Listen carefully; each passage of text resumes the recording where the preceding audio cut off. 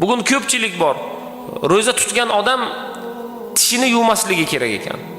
Nima uchun? Tomoqdan suv o'tmasa, bemalol tish yuvish mumkin. Ro'zador odam xushbo'ylikdan foydalanmasligi kerak. Nima uchun? Nimaga? Demak, xushbo'ylikdan ham miqdorini bilib, haddan tashqari ko'p emas, xushbo'ylikdan foydalansa bo'ladi.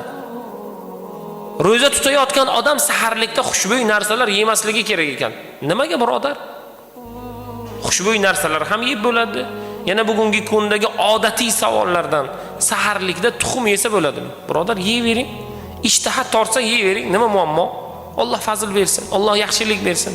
Siz o'zingizga yoqqan, ishtahangiz tortadigan bir narsa yeyingki, kelgusi kun davomida sizga quvvat bo'lsin, Alloh fazl bersin, ro'zalaringizni qabul qilsin va inshaalloh sizni sog'lig'ingizga biror bir zarar va shikast yetkazmasin.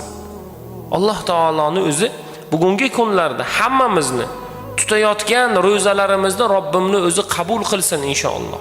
Lekin bugun imkoniyatimiz yetib turib,